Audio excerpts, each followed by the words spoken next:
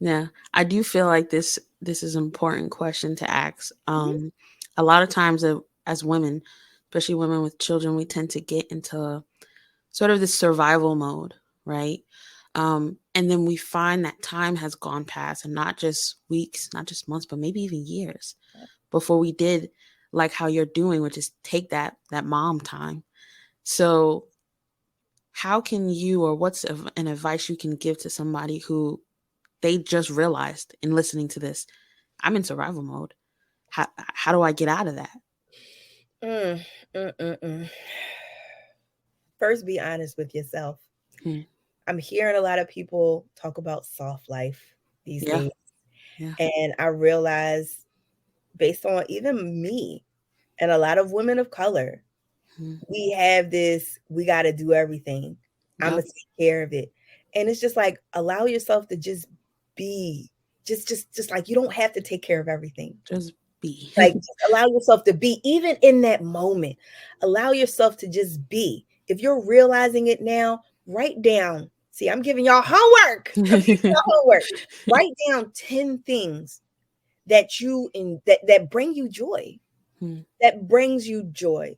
And nothing, don't say, oh, traveling and stuff like that. I mean, okay, that can be number 11. But the first 10 things that you enjoy inside of your house or locally where Yeah. you live, That you can easily get to. that you can easily get to and that you can easily do Hmm. consistently. Yeah. Because if you notice, I say on my calendar, it's on there 7 days a week. Yeah. Every day.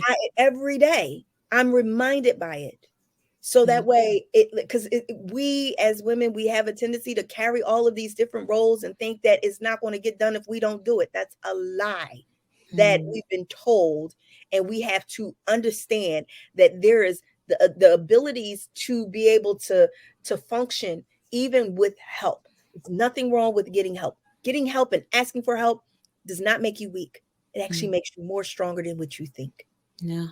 And I love that in being in a polygynous situation, especially amongst women and sisters that have at least a cordial and caring sisterhood, Yeah.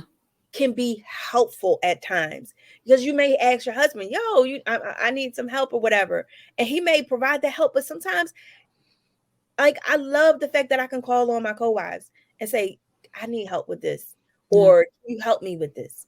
And the Yeah. help may not be with my kids. It may be with my business. It may be with my husband. Like, girl, I've been working all day. You make some food. Can you send me a plate? Because night out, good looking out. Thank you so much. Like, Yeah. you just be honest first and foremost with yourself. Understand that you are not superwoman, like that I am your superwoman, or I am every woman, it's all in me. That's a lie. No, it's not. Mm. Mm. No, it's not.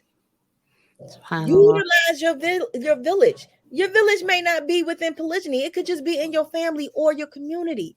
Yeah. Utilize it. Yeah.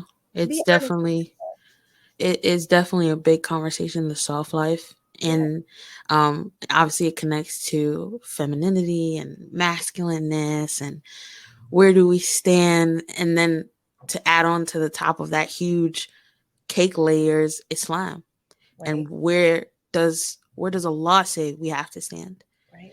And as Muslims, as Muslim women, we are not taught you are every woman and Yes. you need to do everything. In Nope. fact, Allah has specifically put things in place where He's showing you, listen, use someone else, depend on someone else, and it's okay. It's all right. I understand that I made you and certain things you're going to go through, and you need to lean on somebody else. Yeah. So,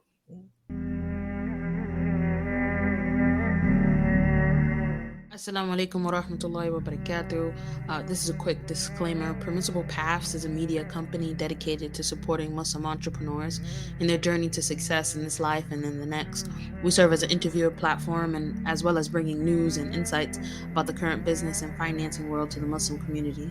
We aim to bridge the gap between business, finance, industry, and the general Muslim population while providing valuable information and promoting economic awareness. Please note, Permissible Path does not represent a source of Islamic education education, but rather a hub for entrepreneurship and business exposure. We pride ourselves in upholding an exemplary level of Islamic integrity and adherence to the Quran and Sunnah. However, it is important to clarify that the views and lives of the interviewees outside of our platform do not necessarily reflect or receive support from permissible paths. Our goal is to inform, inspire, and educate our audience about business and finance topics related to the Muslim community. We encourage our viewers to conduct their own research and consult with qualified professionals for specific advice related to their personal circumstances. Please be aware that the information shared on Permissible Paths is for general informational purposes, for educational informational purposes, and should not be considered financial, legal, or professional advice. We recommend seeking independent advice before making any business or financial decisions. Assalamu alaikum wa rahmatullahi wa barakatuh. Welcome back to another episode of Permissible Paths. We are speaking to Muslims who are taking permissible paths in seeking risk from Allah. Today is not another different day. We have on the co-wife coach. Assalamu alaikum, sister. Walaikum salam wa rahmatullahi wa barakatuh. How are you doing today? Alhamdulillah, I am doing great. And yourself? Alhamdulillah, I'm doing good. I'm very excited to have you on. I pray that the people can extract many benefits from this episode. Um, so without further ado, can you give an intro into what you do, who you are? So, my name is Mecca 90 to be exact, and I am the co-wife coach. Some people say, well, what the heck is that? Mm-hmm. Well, basically, I'm that girl that talks to your girl, aka your wife, Mm-hmm. or to the women as far as helping them navigate through the emotional ups and downs of polygyny, of their polygynous journeys, whether they're in the beginning, it's maybe pre-polygyny, Mm-hmm. the beginning stages of polygyny, in the middle, and even those who actually exit. So I'm there as like a healthy emotional resiliency support for them to grow through, not go, grow through their process and support them in their journey. Alhamdulillah, alhamdulillah. Can you explain very quickly the difference between polygamy and polygyny? Okay, so polygamy, if you know how like in Arabic, you have root words, right? Yeah. So polygamy actually means to have more than one spouse, Okay. meaning more than one wife or more than one husband. Okay. Polygyny is very specific. Yeah. Polygyny actually means to have more than one wife. So a man having more than one wife. Understood. So polygyny. Got it.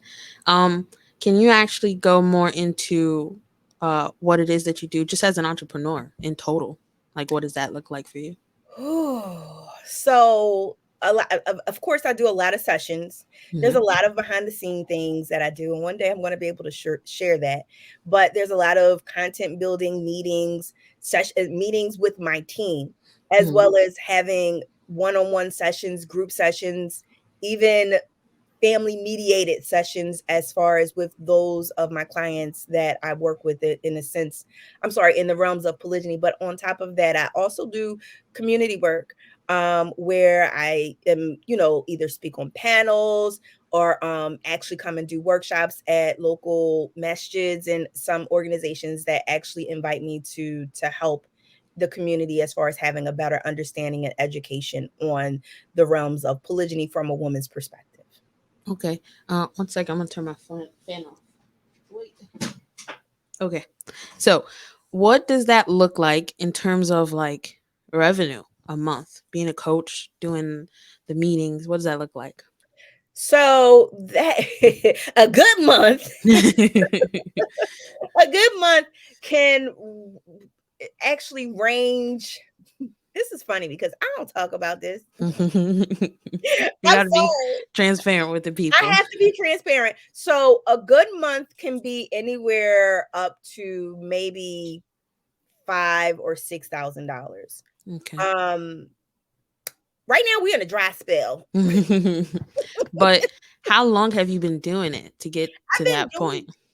for almost 19 years. It's been a few months shy of 19 years.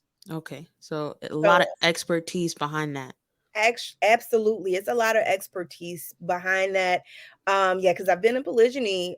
Oh yes, how about, did I mention that part? People ask me, oh well, you're a co-wife coach? Are you a co-wife? Duh, yes. So Alhamdulillah. I've been in polygyny for 20 years now, out of the soon to be 27 years of my marriage, inshallah. Inshallah. Alhamdulillah. Alhamdulillah. So Um, a lot of expertise. yeah. Yes. Now, from previously when we had spoken, you don't just do that, you're also into real estate, correct? Yes. How's Yes. that? So that is great. Real estate has never failed me. Not Alhamdulillah. yet. Mashallah, alhamdulillah. Um, it is great. I'm a real estate investor, and so for everything that I do, Hmm. I have a name. Yeah. So in the coaching business, I am Mecca the co-wife coach, or I'm the her coach, which has no it doesn't matter what your relationship status is. And her Okay. being an acronym for healthy emotional resiliency. So, Okay. and that's my coaching business. And the real estate business, I am known as the real estate matchmaker. So I'm a RIM. And again, I love acronyms. So I'm the RIM specialist. So I specialize in rentals, Okay. and I also specialize in helping. I have clients that are both landlords or homeowners, as well as tenants. And I kind of pair the two. Like I'm like I that liaison understand. where I pair the two, where I'm finding good quality landlords, find good quality tenants, and kind of pair them together. Hence the reason why the name is Matchmaker. So in that, and that's what I do in that realm. And then on top of that, I also, in my earlier years, I was known as Mecca Chef, where I was an award-winning competing chef, as well as award-winning dairy-free ice cream maker. So SubhanAllah. A yeah, lot of mashallah. roles. A lot of different roles, a lot of different roles, alhamdulillah. For the real estate, how long have you been in that? That I have been in that for, oh gosh, I would say maybe 20, 21 years. Wow, subhanAllah. Yes. Okay. And what about the chef? That was, I had like, I would say maybe 10 years. Okay, so And that was more recent. that, no, no, no, no, no, in my 20s. So this was in my Oh, 20s, and it ended like in my early 30s. okay. I kind of hung up the chef hat in a sense, where I only just cook for my family and friends. But Mm-hmm. but that was something that I come from a family full of food people, whether it is chefs, Mm-hmm. cooks, and then farmers. My grandmother was a farmer. My Wow, grandparents were subhanAllah. farmers. So I'm literally like, before this interview, I was in my kitchen every morning. I wake up and I do meal prepping for either the day or the week. So yeah, Okay, so it's always alhamdulillah. something about, food that is always going to be a part of me. But as far as that career choice, that is something that I kind of put on pause for some time. Okay, I understand. Let's go back to your origin stories. Okay, Yay. how does it start? How do we start? Bring us How, to the beginning. as far as me being the co-wife coach, or just, okay. Let's start from because you were technically a chef before you were co-wife coach. Yeah, I was. So I let's was. start from chef and building that career. That career started when I was in my 20s, where I remember cooking. Like when I got married, okay, let's put it to I'm gonna start from 17, and I'm Yep. gonna fast forward real fast. Yep. 17 is when I got married. Mhm. And once I moved out, I was able to play in the kitchen the way I wanted to. Now, Yeah. I come from not just a food influenced family, but I come from a Southern background. Mm. So I wanted to play and make foods that was nothing like that was connected to soul food. Not to say that I don't like it. I ate it all my life. I want to try something different, try something new. And I would play in my kitchen. Like the kitchen was my playground. Mhm. And it was like, fast forward some years later, I wanted to make a bean pie. I don't know why. I just had a taste for it. I was like, I'm going to make a bean pie. And when I tell you, this bean pie, when I made it and I cut into it, it didn't have the bean pie taste, right? Mhm. So me being like, I can't just throw this pie away. It was missing like the sweetness. Mhm. So my clever self decided to make what I called a buttered toffee topping, and I poured it over top of the pie, and it created like a nice, like maybe a little shy of a 1 inch like crust over top of the pie. Okay. and it tastes great. But I was like, let me take this to some people that I know, actually really close friends of my family that live nearby, and they were restaurant owners and chefs and so on and so forth. Mhm. So I wanted them to try, and I tried it, and I remember the sister, her name is Sister Firdos, Mhm. Rahimullah, where she tasted it and she said, Mecca, this is good. We're going to sell these in our restaurant. And Alhamdulillah. that is literally how it started for me. Next thing you know, I'm slinging pies from my from my kitchen, Right. like for the restaurant. And it was going well for some time, but then me not knowing about the, how to actually organize a business, Yeah. especially a food business. I started, cheapening my recipe, which then Mm. cheapened the actual product, which then lowered the sales until it was no more, right? Oh, okay. That was a lesson learned, though. It was a beautiful blessing and a lesson learned, because at that point I was like, okay, you can't cut corners. Yeah. Like that, and you hear in the food industry where, like, if people open a restaurant, they give, if you can survive past 1, 2, 3 years, then you're doing something good. Because Mhm. a lot of times those cutting corners, can really mess up a product, especially if you have a recipe, follow that recipe to the T. Mm. But I didn't do that. I wasn't aware. I was young, but it was the beginning stages of me finding who I am, and how to actually navigate Yeah. uh, the food industry. And then I got better and better over time, to the point where once I got it, I was like, okay, this is great. We're going to do this. And Alhamdulillah. and it was successful for the time that I had it, but it ended because of the co-wife coach. I'm gonna tell Okay. you that right now, Yeah. because the way that Allah created me, I'm learning, is I can't do both at the same time. Mm. It has Both to be one or careers or both roles? both roles in both careers, because they take a lot of energy. Right. And the bounce back, the renewing time Mhm. is different for each one. Yeah. So I had to either focus on one or the other. And then my creative energy, when it's in one, it's Mhm. in that area. And if I Yeah. try to go to the other one, it's I'll not mix going to both. come out right. Yeah. So I decided, I was like, I'm going to, just put this on hold for some time. And I continued on with the co-wife coach, and here we are. Now, do you feel like from being a chef, and especially because it sounds like you really jumped fast into being a business person in the cooking culinary world, Mm. do you feel like there was a lot of life lesson learns you extracted from that and then put into the co-wife? Absolutely, absolutely. But like I said earlier, organization and structure. Hmm. And as I'm learning, and it's so funny because my husband, who's also a business person, he always used to tell me about systems. You need a system. You need a system. And I'm like, oh, okay. I didn't really follow through until more recent years. And Hmm. I understand, yo, we need a system. Yeah. The system literally carries the business.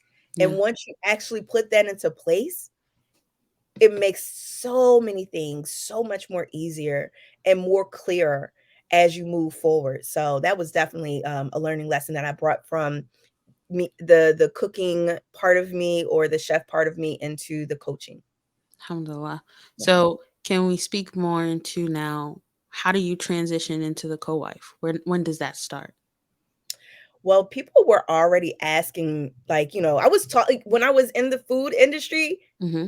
I was still like, I was coaching. Didn't know I was coaching. I thought I was just helping someone out and Were you a giving it. co-wife then? As Yes, you okay, yes, okay. yes, yes. So I would say, it was like, basically, once I went through my adjustment period, and I Hmm. got like, kind of got things together emotionally with myself, Hmm. and was able to balance a few things within myself. That was when I was able to really enjoy being in a polygynous family. Hmm. And you saw those enjoyments when we were out, like me, our husband, one or two of my co-wives, if we were going like out to Juma, out to eat or something like that, the people in the community would see that and they would send they would like, yo, can your wife talk to my wife? Right. And it kind of started there. And I didn't have a problem with it because I was like, I want to help out my sisters.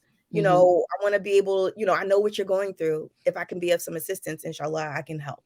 Yeah. Yeah. Okay. So, did you and your husband know from the get go of getting married that this was Yeah, going to be a? Can you tell he that mentioned story? it. He mentioned it because he comes from a polygynous family. Hmm. And he mentioned it. He said, it's possible that this may be a part of my reality, in the future. And I was so glad and happy, especially now. Then I was like, oh, that's fine, Hmm. because I'm like, I see his family structure, I see how they are, and it was good. So it didn't scare me. Yeah. But and we talked about it throughout the years of us being in monogamy. Hmm. So it kind of helped. But he definitely, I'm glad that, looking back at it, I'm glad that he gave me that opportunity to make that decision by Yeah. mentioning it ahead of time. Because had I had a problem with it, or if it wasn't something that I automatically say, no, I don't want none of that, I don't want to support that, then we wouldn't be married and I wouldn't be sitting here talking to you as the co. Right, right. So he mentions it, you guys get married. Oh, you said you were 17, right? Yep. So how old was he? He was 18. So we got married 2 weeks after we graduated high school. Subhanallah, Yes, subhanallah, alhamdulillah. alhamdulillah. And then it was 7 years of monogamy. Yeah. And then can you tell the story of basically how it went down with you like actually becoming a co-wife? So I remember us having conversations over the years. Hmm. And it was this particular day. I can literally see it as I'm telling it to you. We were outside of a masjid. I was sitting in a car. He was like, he was standing. That's my guy. So I'm sorry if I'm blushing. But we were standing outside of the car and we were just talking, just like, hanging out after Juma. Yeah, yeah. And we were talking about like, the possibilities of me going overseas to, to study and so on and so forth. And the more and more we talked about it, the more and more I thought about it. And I was like, it just came out. I don't even think that this part that I said, there was no long thought. It literally just came out of nowhere. Mm, I was like, you're gonna need another wife. Like, cause we were talking about how he's gonna be traveling back and forth and who may be coming with me and this, that, and the fourth. And I'm like, oh, you're gonna need another wife. Like, I'm not even gonna front, mm. So that conversation wasn't the thing that brought, like, like, okay, well, Yeah, you're right. yeah. It was, if anything, it showed me and him that there was a sense of comfortability of even me being able to express that. Because Mm, even though I'd said it, I didn't regret it even after the words exited my mouth. mm, mm, So, and I remember when he said that, he said, if that's the case, then when that time comes, I want you to help me, mm, find that person. mm. I was like, oh, okay. As in you look for her. As in, yes, yes. Okay. And I said, I always think about this, and it was like, it was so naive of me. Um, and it's not to say naive, like, well, it was naive of me, because I realize now that it's best, like, let your husband choose who he wants to marry. Because it wasn't a hardship on me at Yeah, all during the whole process. People was calling me crazy, like, girl, what you mean? yeah. You want to do what? Like, I was on Muslim marriage sites. Looking for him. Well, and in the profile, it says, I'm helping my husband look for a second wife. Subhanallah. And they Okay. were like, girl, you crazy. Oh my God, you okay? Is this real? Right, right. So it was definitely a process. And it was something that I enjoyed, and I'm glad that I had that first experience. So that way now I can tell other women, let him do it. Yeah, Because even down to the nikah, it was fine. I loved it. I loved it for them. yeah. And I'll never forget that on what was it? The day of the niqab, it was at my house. The niqab was at my house. And I Mm, cooked for the guests and I brought her favorite cake. And it was just really nice. And I was so excited for the both of them. And they left. And I'm like, just cleaning up or whatever. Emotions still didn't hit yet, right? yeah. Now he comes back. They both left and he comes back. I'm like, what are you doing here? He was like, I live here. Like, what do you mean? So I was like, but it's not even like you're supposed to. He was like, oh, so we discussed, meaning her and my co-wife, um, and we wanted to make sure that you were fine and you were good. So that night, they gave that night to me. Wow. Yes. Subhanallah. That was like, may Allah reward them I mean, tremendously. I mean, they wanted to make sure that I was okay. wow. I am Subhanallah. getting ready to cry because it still touches my heart to this day. Yeah. You know, that wasn't something that was shared. And I was like, oh, that's so nice. It wasn't even then, the emotions still didn't hit. Yeah. Emotions hit me a few days later because it was her walima. Mm-hmm. And I knew when the walima was over that they were going to be together. Mm.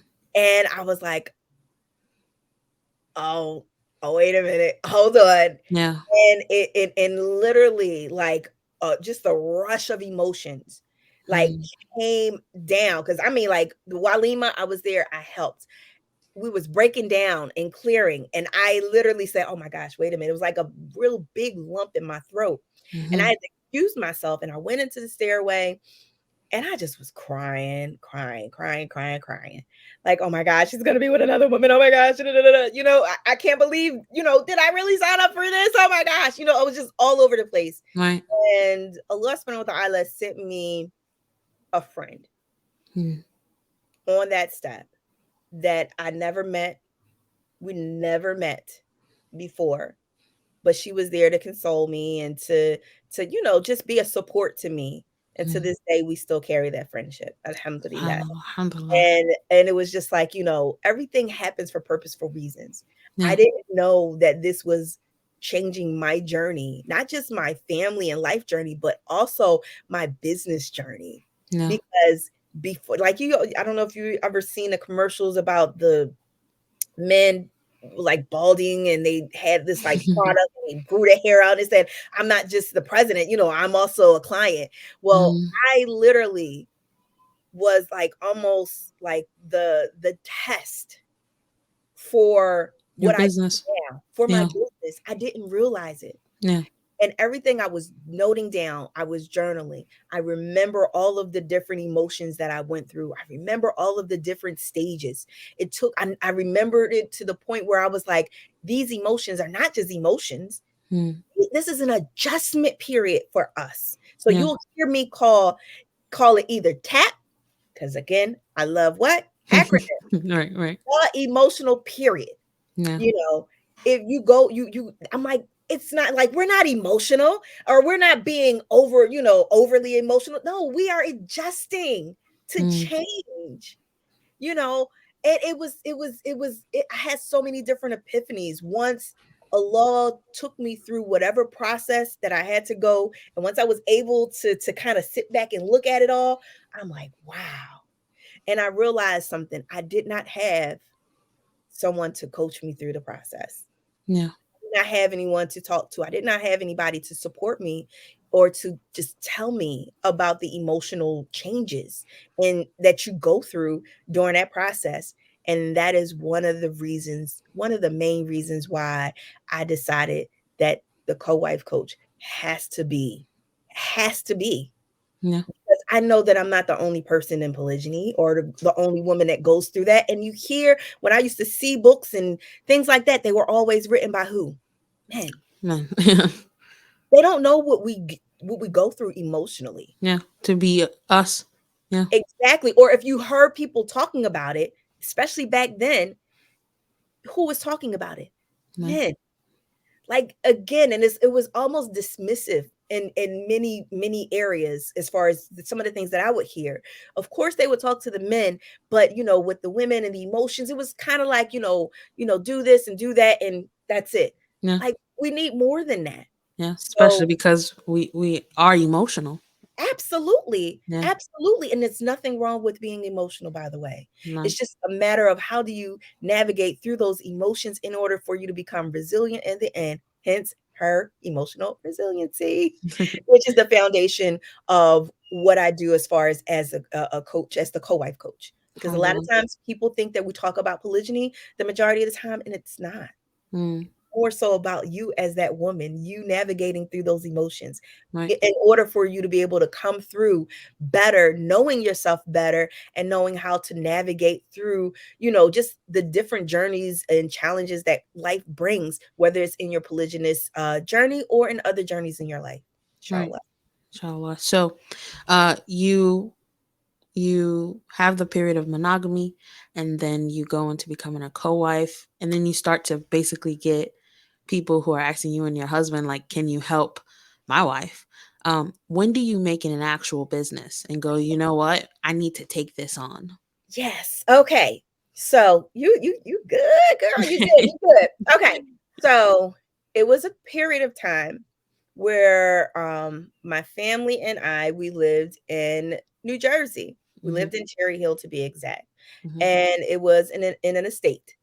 And house was absolutely amazing. It was huge. It was like a little over 10,000 square feet.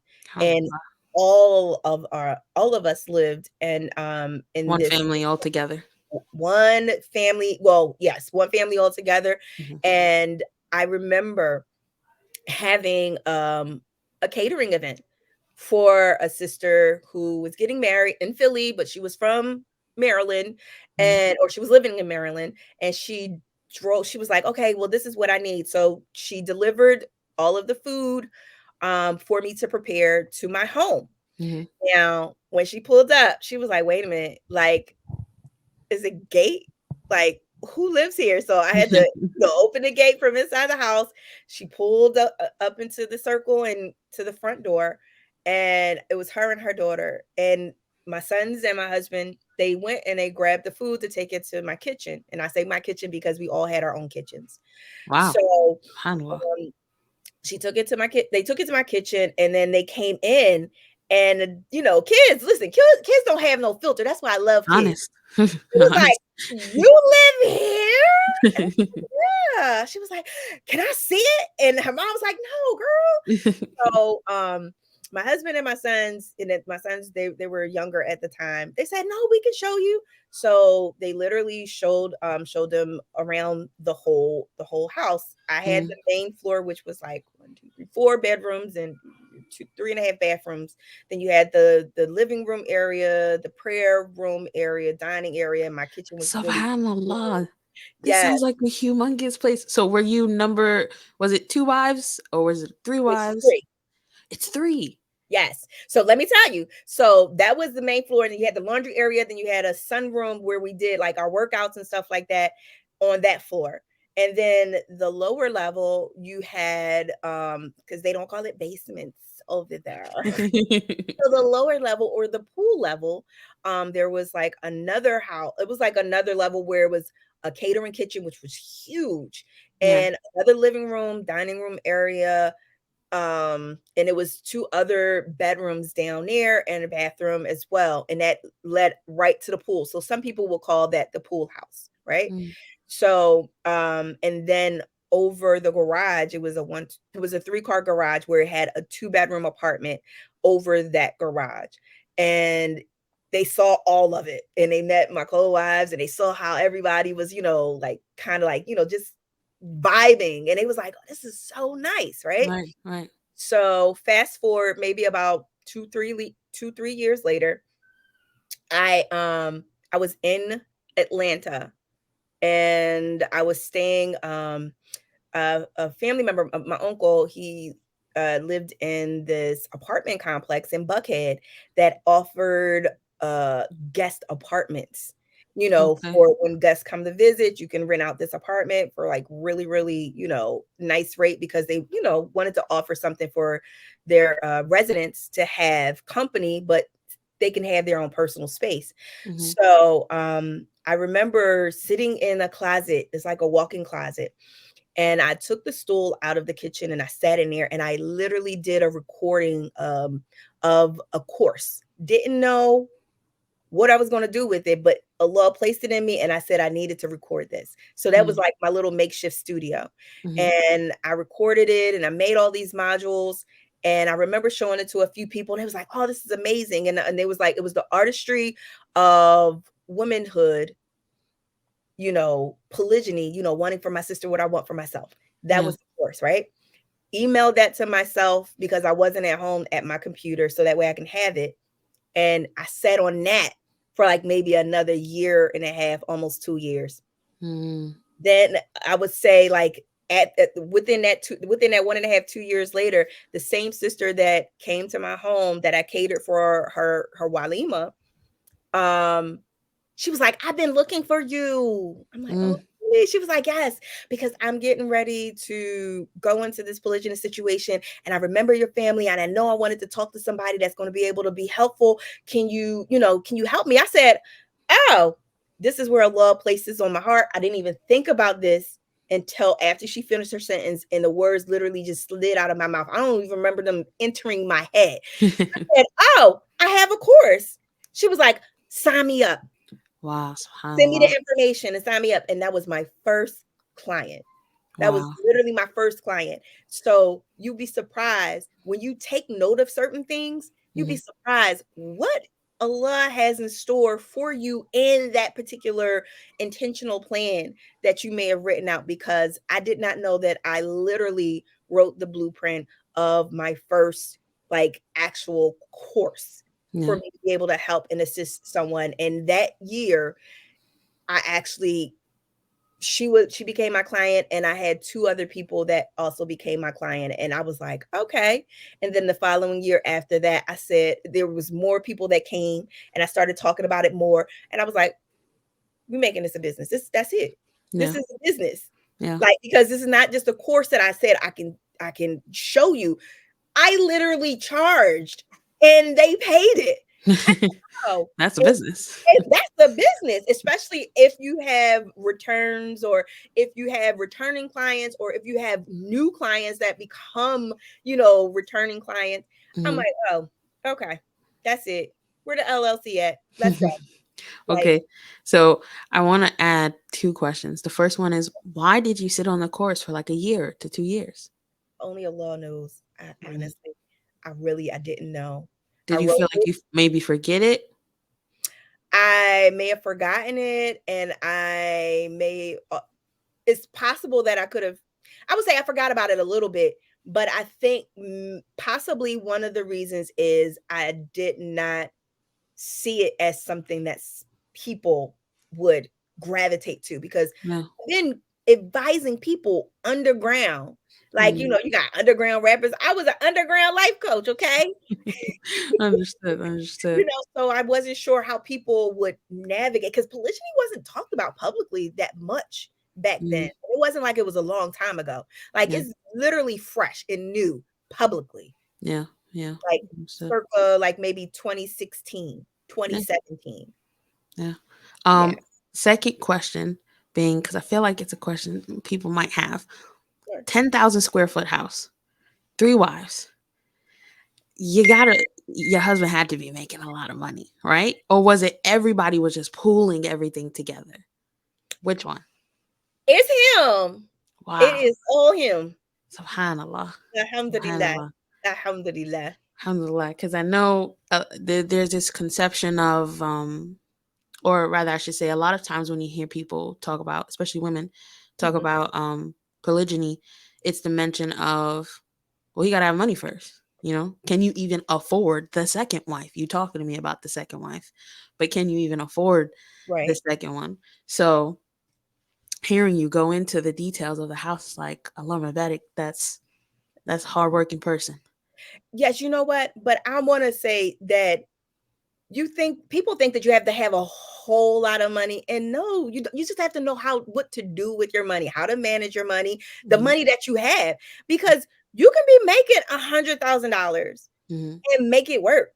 Yeah. And it actually is, it's all about what it is. Country's coming out of me. You have to realize that it's a structure, like just like marriage. People say marriage is a business. It is, because if you don't have some type of structure and organization as to what it is that is required, what is necessity, what is wants, what is these expenses, what comes with each family. Mm. If you don't know what that looks like, then look into it, because sometimes you realize that it's not a lot. Yeah. Now, women, on the other hand, they say that because yes, they want to be taken care of. And Mhm. sometimes there's some women, and not all, but there's some women that say that because they feel they don't believe that their husband can do that. Mm. And they're going to hold that and kind of like throw that to face, Yeah. because what if he was able to do it? Yeah. And even if he was a sanitation worker, maybe, in which they make actually, a nice amount of money depending Yeah. on what city you live in. Yeah. If they're making $80,000 a year, and if your rent is, say for instance, $2,000, or your expenses, let me just say that if they making 80,000 a year, right, Mhm. after taxes, Mm. meaning they're bringing in a little over 6,000. Like, let's do the math. You got a calculator? Oh, I do have a See, calculator let's go. actually. Let's go. Let's go. Let's do it. So 80,000 divided by 12. 80,000 divided by 12. Around $6,666. Get it? I know. So they make a little over $6,000 a month. So you said Yeah. 6,600 a month to be exact, a little Mm. over that. So if you have two homes that require, say for instance, their expenses, total expenses, Mhm. not just their rent, their total expenses that may include rent, that includes some type of utility, Mhm. and maybe food and so on and so forth. Say for instance, that totals to $3,000 a month per house. Mhm. You already got it. Yeah. You can afford it. You already have it. Mhm. And then that $600, bank that in for yourself. Not to sit here and say that, like, he gotta go broke. But Mm. like, say for instance, that 600 you putting in the bank, or Mhm. you saving, or you using that for your own stuff, because Mm. maybe you have your own things. And I always say, include, when you thinking of the expenses of the home, include that man should include himself in those expenses, so that way whatever is left over is literally extra. Yeah. Yeah. So it's all about the dynamics. It's all about the dynamics, as far as of what it takes to actually be able Fine. to provide. Yeah. It is actually not as hard as you think. And women, they think, oh, you gotta be a millionaire. No, you don't. Because I'm gonna Right. tell you this right now, and this was many, many years ago. The rental rate for that particular home is not the same, but we're talking that gosh, this was in the mid 2000s, Mm. and that Okay, rent, so you guys were renting the home. yes. Okay. Okay. So, Understood. and that rental rate was about $5,000 a month. Yeah.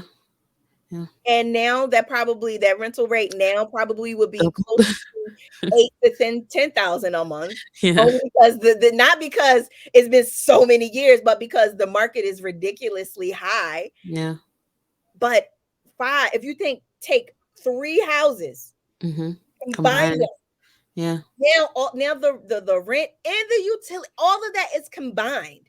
Yeah. You see what I'm saying? Where it's not as hard. And being as though that I love to hunt for deals. I love to match make. I love to look for the things that people don't look for.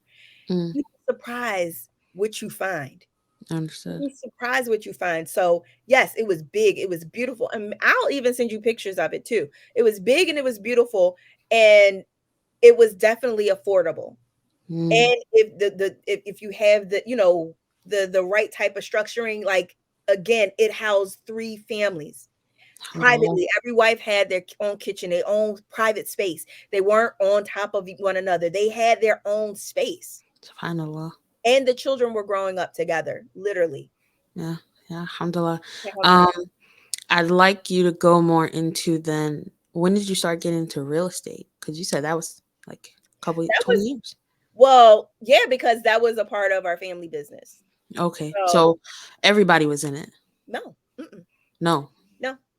I will say during that time it was, yeah, no, everybody wasn't in it. It was more so he and I'm trying to think.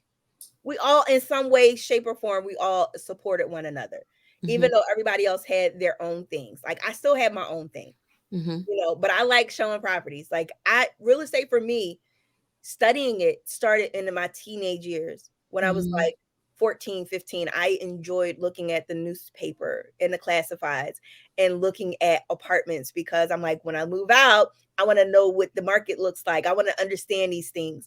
And Yeah. it's something that I carried even after getting married and moving out. Like I enjoyed that. So I'm a customer service type person. Mm-hmm. So I was that person that was doing the showings or doing the open houses and being, in the midst of it. And it kind of grew on me, to the point where I became, a real estate investor on my own.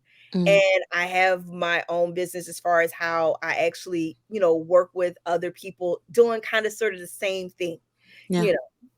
And did you, or rather, I should say, did everybody work in the house, or was it kind of just, how did that dynamic work?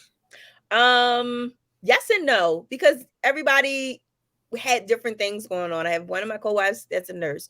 One was in college. So it was like it wasn't like we had to be at home to work because whatever it is that we had the opportunity to choose to do what we would like to do.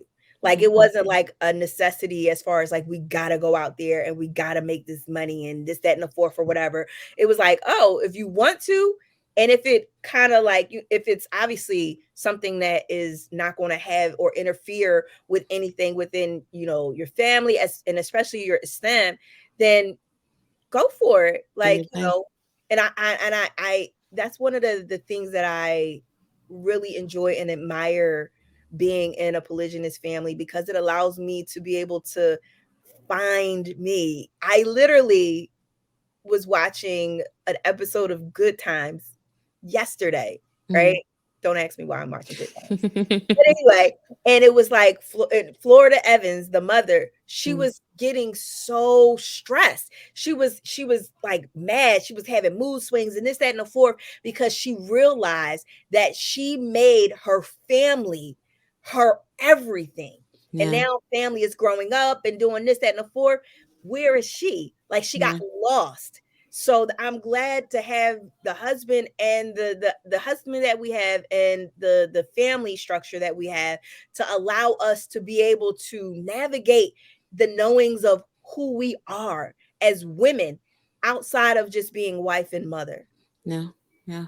Can you speak more onto basically how you helped clients navigate those, especially those difficult moments, not just the good moments? Can you speak on some of like examples that you may have? Being able to just sit down. Sometimes a lot of us don't sit down and pause Mm. and allow just moments of reflection Mm. to be, a part of our routines. So that is one of the first things that I like to try to do is me, I listen, but I allow them to reflect, Mm. talk about like the issues and talk about whatever. And I'm taking note. Assalamu alaikum, family. Hope you guys are enjoying the show. Taking a quick moment to speak on the Permissible Paths merch. Show your support and let the world know you walk on the permissible path. Head over to permissiblepathspodcast.com to grab your t-shirts, cups, or stickers. Now back to your scheduled podcast interview. Because I hear other things deeper.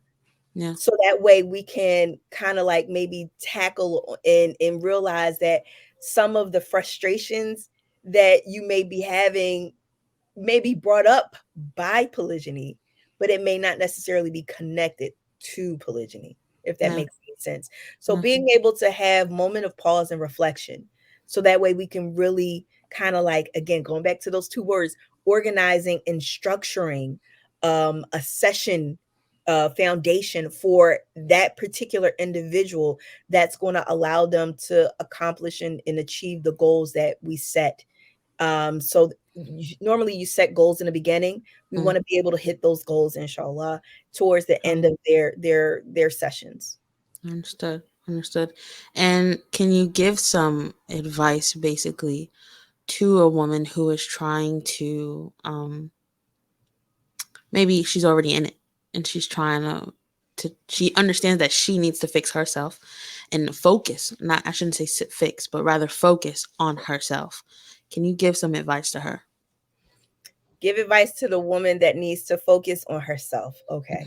So it kind of ties back into what I just said, previously, sitting down and pausing, reflecting, and knowing, and also thinking about what is it that you want? Not from him, not from them kids. Mm-hmm. What is it that you want from you? Hmm. What is it that you would like to accomplish? Again, like I was talking about the good times, example, being able to understand that there's parts of you that are waiting to be discovered, waiting to be expressed. What Hmm. is it what is it that you actually want? And you can sometimes, the words may start off, I want peace, I want tranquility, I just want, my family back. Okay, you may be able to gain all those things, but there's other things Go that deeper. that's deeper than that, that's holding you back from obtaining those things that you want, that you can consciously say that you want. There's subconscious things literally holding you back, or you're holding on to, because when you hold on to the past, it's going it's going to weigh Hard you to move down. forward. Yeah. It is weighing you down from forward movement. Yeah. Yeah. So that is also another thing as well. But yeah, I hope that was helpful, inshallah. Yeah, inshallah. I think it was. In terms of, being a mom, being a wife, being a co wife, um, all the roles and the hats that you play, how do you balance it? Especially, as Muslims, we still have to practice our religion, we still have to learn, we still have to build our relationship with Allah. So, how do you combine all that in one big pot? What does that look like for you? Ask me that question again. How do you balance everything that you're doing? Okay. So there's a thing on my phone, on my calendar, Hmm. that is a reminder, and it's a set time from 6:45 to 8:30. Hmm. It's called mom time. Now you know Mm. that it don't just stand for mom. You know, if it's me, I Mhm. done said it like 10 times. It's Acronyms. an acronym, Mhm. okay? Right, right. Moment of me time. Hmm. What I am able to do whatever it is that I want in my house while it's quiet, while it's still. Mm. And like for instance, these past couple of weeks, one of the things that I love to do is I love to prep. And it's not necessarily food prepping. Well, I'm just more so preparing my day as far as my drinks. Like I don't know about y'all, but I've come to love tamarind juice. So I Mm. make my own tamarind juice, and it's nothing but tamarind pulp that I, squeeze whatever, and lime juice and water. That's it. No sugar, no nothing. So preparing that, preparing my teas, my herbal teas that has dates in them, my ajwa dates or my majul dates, preparing my water intake for today, preparing my little adult lunchable that I like. I got a little bento box, so I'm like, what are we putting in it Legit. today? Yeah, Yeah, so yeah. it's just like if you hear, that is a part of me, like the me part that I'm not practicing in business, but it still lives in me, which is that food part. Mm. So I'm being creative with my bento box, whether it's pickled okra or some olives or like maybe a little piece of smoked salmon or grilled salmon that I may have made, and allowing myself to prepare for healthy healing, right? Mm. And today it's just like, I for some reason in that time, I'm like, my kitchen is bright, have, the sun, alhamdulillah, be shining in. I Mm. feel like I'm getting my vitamin D, which I feel like the D stands for dopamine. And I'm just doing, just it's not ritual, but it's like a routine practice of my self-care. Yeah. And while I'm doing that, I'm listening to Quran, or I'm listening to a lecture, or I'm listening to a course or something like that. I'm feeding myself as much as I possibly can, as far as audibly, as well as orally. Mm. And also even with visual, Mm. being able to have the kitchen clean and this, that, and the fourth, or whatever.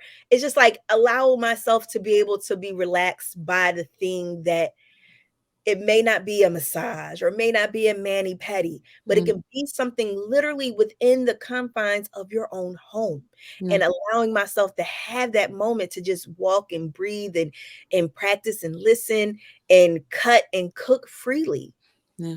with no with again, with no kids calling me, Mhm. no husband asking me, with no phones ringing, with no Mm. clients or anything like that. It's literally me with me, being able to pour back into myself. So if Yeah. anything, that is how, especially more recent, how I'm learning to simply keep the balance of of everything else that I deal with. And it literally allows me to kind of like just go through those days refilled. And at the end of the night, when I sleep, okay? Alhamdulillah. And I'm Alhamdulillah. ready for the next day, alhamdulillah. Yeah, I do feel like this is an important question to ask. Mhm.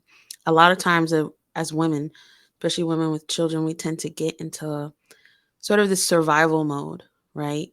And then we find that time has gone past, and not just weeks, not just months, but maybe even years before we did like how you're doing, which is take that mom time.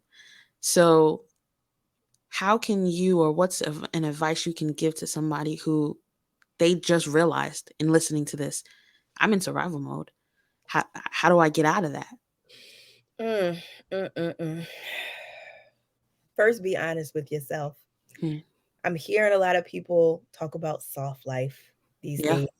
Yeah. And I realize, based on even me and a lot of women of color, Hmm. we have this, we got to do everything. I'm Yep. going to take care of it. And it's just like, allow yourself to just be, just like, you don't have to take care of everything. Just be. Like, just allow yourself to be, even in that moment. Allow yourself to just be. If you're realizing it now, write down. See, I'm giving y'all homework. I'm giving y'all homework. Write down 10 things that bring you joy. Hmm. That brings you joy. And nothing, don't say, oh, traveling and stuff like that. I mean, okay, that can be number 11. But the first 10 things that you enjoy inside of your house or locally where Yeah. you live, That you can easily get to. that you can easily get to and that you can easily do Hmm. consistently. Yeah. Because if you notice, I say on my calendar, it's on there 7 days a week. Yeah. Every day. Every day, I'm reminded by it. So Yeah. that way, because we as women, we have a tendency to carry all of these different roles and think that it's not going to get done if we don't do it. That's a lie that Hmm. we've been told, and we have to understand that there is the abilities to be able to function even with help. It's nothing wrong with getting help. Getting help and asking for help does not make you weak. It actually Hmm. makes you more stronger than what you think. Yeah. And I love that in being in a polygynous situation, especially amongst women and sisters, that have at least a cordial and caring sisterhood, Yeah. can be helpful at times, because you may ask your husband, yo, I need some help or whatever, and he may provide the help. But sometimes, like, I love the fact that I can call on my co-wives and say, I need help with this, Yeah. or can you help me with this? And the Yeah. help may not be with my kids. It may be with my business. It may be with my husband. Like, girl, I've been working all day. You make some food. Can you send me a plate? Because one night out, good looking out. Thank you so much. Like, Yeah. just be honest first and foremost with yourself. Understand that you are not superwoman, like that I am your superwoman, or I am every woman, it's all in me. That's a lie. No, it's not. Mm. Mm. No, it's not. SubhanAllah. Utilize your village. Your village may not be within polygyny. It could just be in your family or your community. Yeah, Utilize it. yeah. Be It's honest with definitely yourself. it is definitely a big conversation, the soft life. Yeah, And obviously it connects to femininity and masculineness and where do we stand, and then to add on to the top of that huge cake layers, Islam. right, And where does Allah say we have to stand? right. And as Muslims, as Muslim women, we are not taught you are every woman Oh, and you need to do everything. In nope. fact, Allah has specifically put things in place where He's showing you, listen, use someone else, depend on someone else, and it's okay. It's all right. I understand that I made you, and certain things you're going to go through, and you need to lean on somebody else. Yeah. So, alhamdulillah, alhamdulillah. Um, what is the dream? What is the goal for the co-wife coach? Where are you taking it?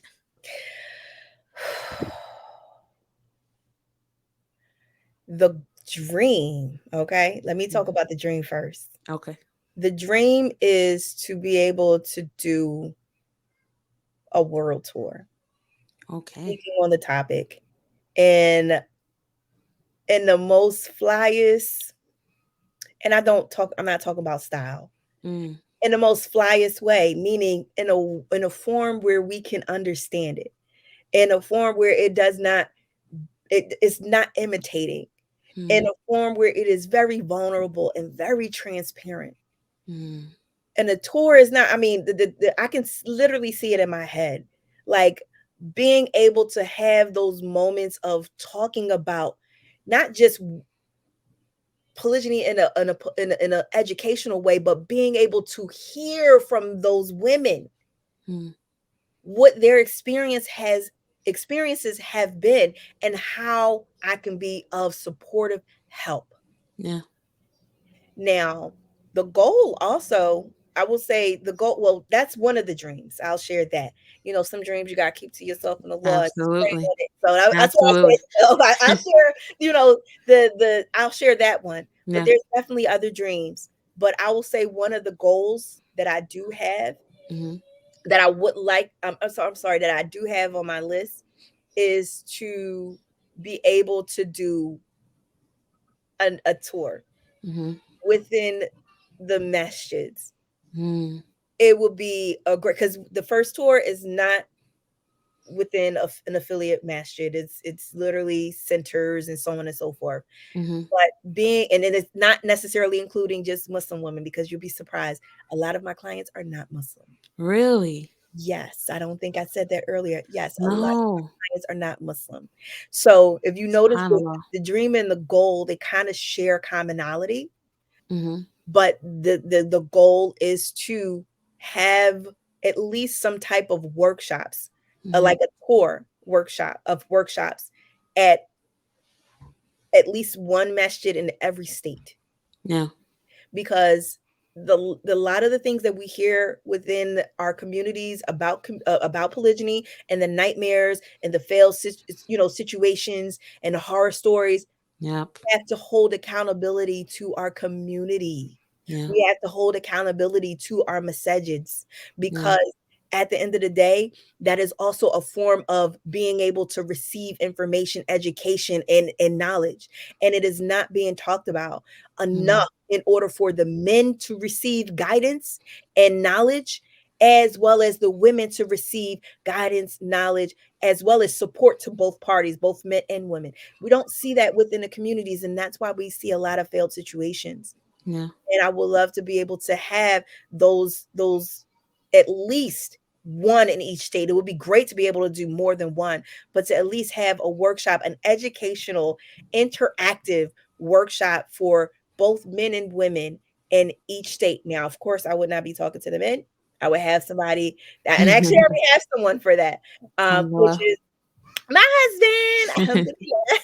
Alhamdulillah. Alhamdulillah. Yes, Alhamdulillah. but that is a goal, as well as one of my dreams. Okay. Yeah. Last but never least, if you can give some final words to a Muslim woman who is, she's working, she's trying to balance it all. um, and she's in a polygyny situation, or maybe she's about to enter one. If you could give some words for her, and maybe even for a brother who's maybe he wants to get his wife to understand more, can you give some words to both of them? Okay. Come here, sis. Okay, so y'all listening, right? This for you, my sisters. Girl, it's not as bad as you think. It really is not. Look at the screen. I'm coming in close. It's not as bad as you think. If anything, some of the feelings that you're feeling right now is based off of ignorance. And when I Mm, mean ignorance, I mean not knowing the benefits, not necessarily understanding the benefits. It's not as bad as you think. mm, Allow yourself to be able to have the conversations, an open conversation with him, and create a safe space where both you and him are listening to one another with no judgment. mm. So that way you can hear and listen to one another. You notice I use those two words. You think it's the same thing, but it's not. Yeah. But and allow yourself to be able to want to have an understanding of connecting with one another. But sis is not as bad as you think. If you need some help, man.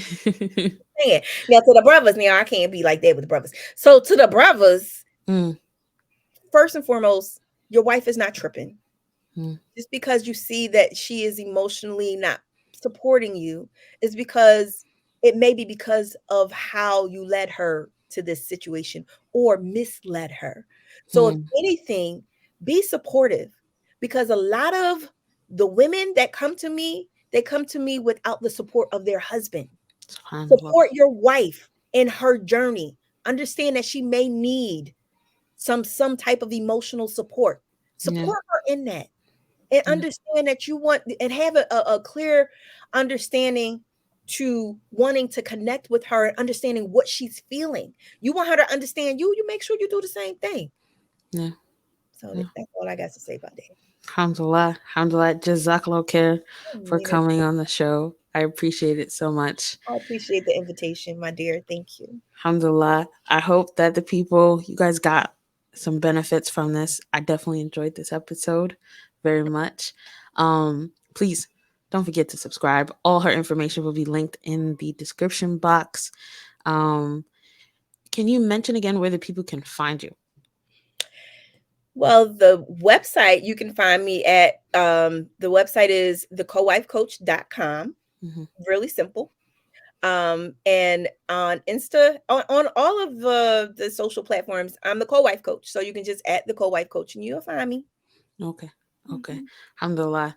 And without further ado, we're going to end it there. Assalamu alaikum wa rahmatullahi wa barakatuh.